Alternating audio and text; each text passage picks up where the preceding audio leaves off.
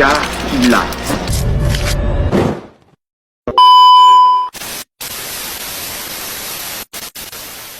Pancasila sebagai sistem filsafat. Jadi yang kita ketahui Pancasila bukan hanya dasar negara dan pandangan hidup bangsa Indonesia, tapi juga memiliki kedudukan sebagai sistem filsafat. Melalui pembahasan ini, kita akan melihat bagaimana nilai-nilai yang terkandung dalam Pancasila dapat dipahami secara mendalam dan menyeluruh sebagai pedoman dalam kehidupan berbangsa dan bernegara. Jadi, selanjutnya, apa sih latar belakang pentingnya Pancasila sebagai dasar negara sekaligus sistem filsafat? Jadi, Pancasila lahir dari tradisi dan kearifan lokal dan nilai-nilai kehidupan yang sudah lama di Nusantara. Pancasila secara resmi sebagai dasar negara diterapkan pada tanggal 18 Agustus 1945. Pancasila bukan hanya sekedar kumpulan 5 sila saja, tetapi merupakan satu kesatuan yang saling berkaitan. Di era globalisasi ini, sekarang kita menghadapi banyak tantangan. Arus budaya yang masuk tanpa batas, yang nantinya dapat merusak jati diri bangsa, yang muncul masalah seperti melemahnya moral, meningkatnya individualisme, gaya hidup materialistis, hingga persoalan sosial politik seperti korupsi, kesenjangan, dan intoleransi. Oleh karena itu, penerapan Pancasila secara konsisten sangat penting. Dengan memahami dan mengamalkan nilai-nilainya, kita dapat menjaga persatuan, menegakkan keadilan, serta membentuk karakter bangsa yang lebih kuat. Pancasila harus kita jadikan sebagai pedoman hidup yang nyata, bukan hanya teks yang cuma dibaca tapi harus dipahami dan juga diterapkan. Nah, selanjutnya, jadi apa sih pengertian sistem itu sendiri? Sistem adalah suatu kesatuan yang tersusun dari komponen-komponen yang saling berhubungan, berinteraksi, dan bekerja sama untuk mencapai tujuan tertentu. Konsep sistem sudah dikenal sejak zaman Aristoteles yang menggunakan istilah sistema untuk menggambarkan keseluruhan yang terdiri atas bagian-bagian yang teratur. Saat ini, istilah sistem digunakan di hampir semua bidang ilmu, mulai dari biologi, fisika, hingga teknologi, untuk menjelaskan keterkaitan antar bagian dalam suatu mekanisme.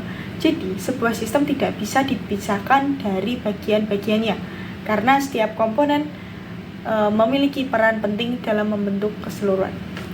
Selanjutnya, apa sih unsur-unsur sistem sendiri? Sistem memiliki beberapa unsur, diantaranya yang pertama, sistem terdiri atas subsistem atau bagian-bagian dari sistem, dan yang kedua mempunyai tujuan atau sasaran, dan yang ketiga antara subsistem mempunyai hubungan saling ketergantungan dan merupakan suatu kebulatan yang utuh.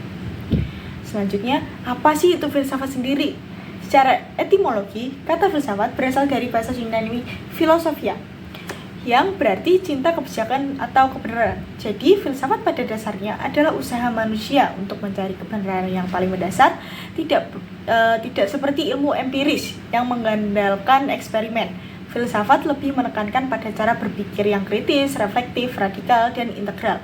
Artinya, filsafat berusaha menelusuri suatu pengetahuan sampai ke akarannya, lalu melihatnya sebagai satu kesatuan yang utuh. Sepanjang sejarah, banyak tokoh definisi filsafat. Misalnya Plato menyebut filsafat sebagai pengetahuan tentang segala sesuatu untuk mencapai kebenaran sejati, dan masih banyak lagi.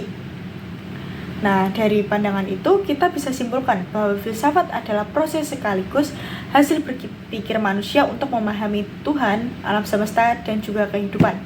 Filsafat inilah yang menjadi landasan lahirnya sistem nilai termasuk Pancasila sebagai pandangan hidup Indonesia. Nah, unsur filsafat itu sendiri ada 3. Yang pertama, rasionalitas, yang berarti logis dan dapat dipertanggungjawabkan. Dan yang kedua, ada penghayatan, nilai Pancasila diinternalisasi dalam diri setiap warga. Dan yang ketiga, ada kesusilaan, yang berarti menjadi dasar moral dan etika kehidupan sosial, politik, dan juga hukum. Pancasila sebagai sistem. Pancasila merupakan sistem filsafat, yaitu merupakan satu kesatuan yang utuh, bukan hanya sekedar 5 sila terpisah. Pancasila juga tidak bisa diterapkan hanya satu sila saja, melainkan semua harus bekerja sama. Makna dari kalimat ini tuh sebenarnya cukup mudah dipahami, yaitu dimana ketika kita menerapkan Pancasila, kita tidak hanya bisa ketika menerapkan satu sila saja, melainkan kita harus menggunakan kelima-limanya. Ketika teman-teman mungkin bertanya, apa yang akan terjadi ketika kita hanya menerapkan satu sila saja? Maka jawabannya adalah sama seperti keadaan Indonesia kita sekarang. Karena di era sekarang kita dapat melihat bahwasanya tidak semua nilai sila yang ada 5 itu dapat terrealisasikan. Terus Pancasila juga merupakan sistem yang dinamis dan terbuka, di mana nilainya tetap namun penerapannya bisa menyesuaikan dengan zaman.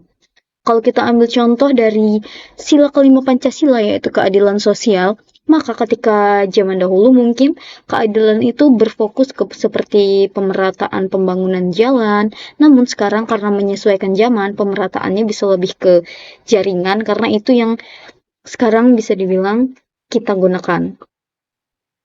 Oke, next.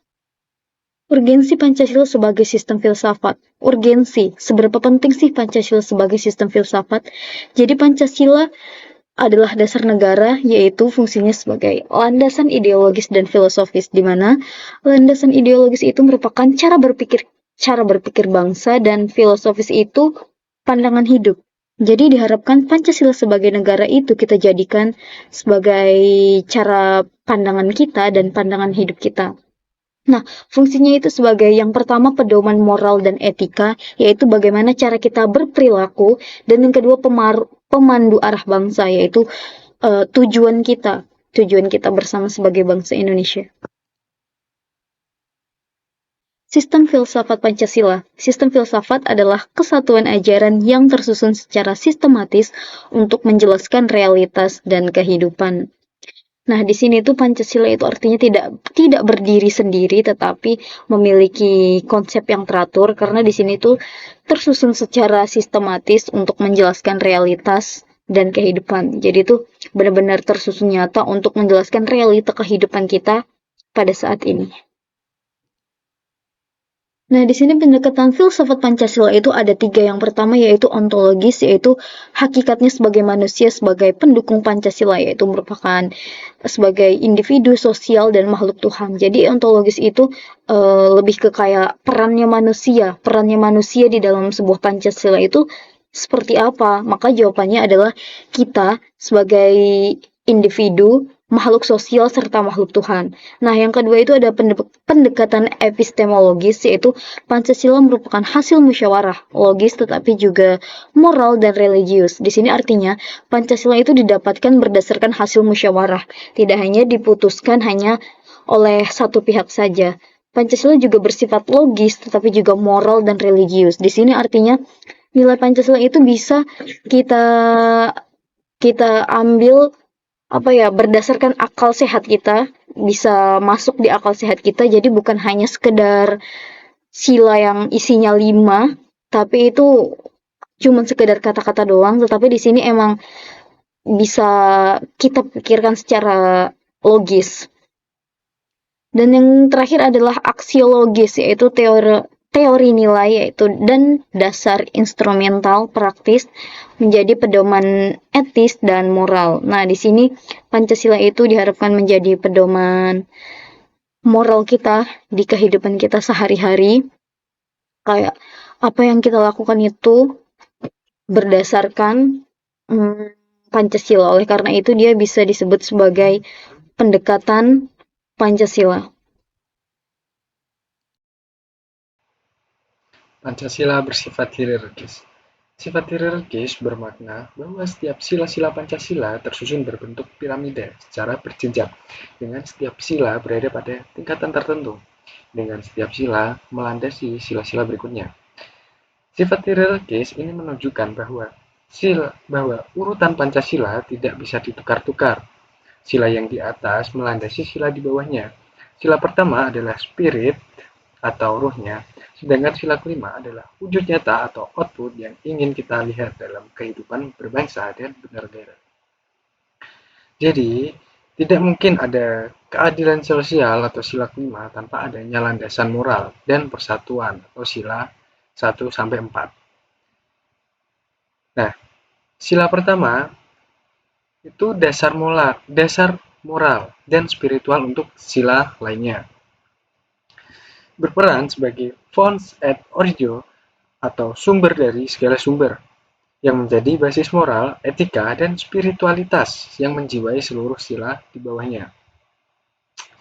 Sila kelima atau keadilan sosial merupakan muara konkret atau tujuan akhir yang ingin dicapai dalam kehidupan berbangsa dan bernegara.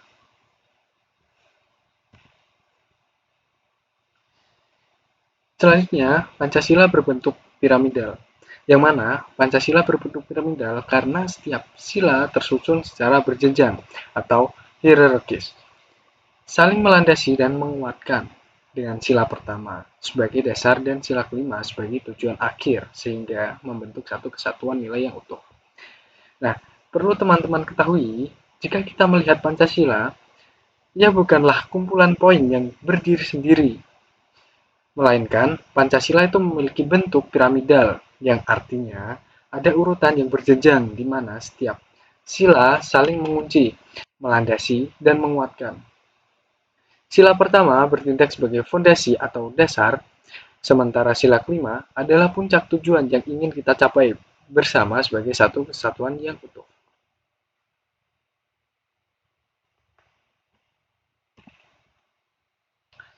Nah, selanjutnya itu ada makna piramidal di setiap sila. Oke, mari kita bedah lebih dalam apa makna piramidal ini sebagai setiap silanya. Nah, yang pertama, itu sila pertama menjadi puncak piramida sebagai landasan spiritual dan moral bagi seluruh sila lainnya. Sila kedua itu menekankan bahwa manusia sebagai ciptaan Tuhan harus diperlakukan dengan adil dan bermartabat. Selanjutnya, sila ketiga meneguhkan identitas nasional serta menjaga keutuhan bangsa di tengah perbedaan. Sila keempat mengatur pelaksanaan kedaulatan rakyat dengan mengutamakan musyawarah dan perwakilan secara adil. Selanjutnya, itu sila kelima, menjadi dasar piramida yang melambangkan tujuan akhir, yaitu terciptanya keadilan dan kesejahteraan bagi seluruh rakyat.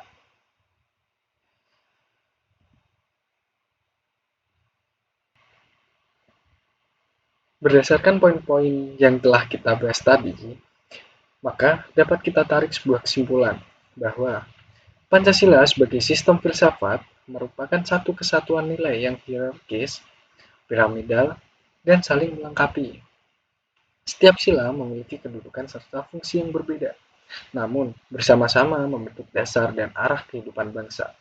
Dapat dilihat bagaimana pengaruh Pancasila jika setiap orang dapat menerapkan Pancasila di kehidupan nyata, bukan hanya sebagai simbolis mata. Oleh karena itu, kita sebagai mahasiswa dan generasi muda sudah sepantasnya meneladani nilai-nilai Pancasila. Sekian presentasi dari kelompok 3. Kami berharap penjelasan tadi bisa bermanfaat dan menambah wawasan bagi teman-teman semuanya mengenai Pancasila sebagai sistem filsafat. Terima kasih banyak atas perhatiannya. Kami pamit undur diri. Wassalamualaikum warahmatullahi wabarakatuh.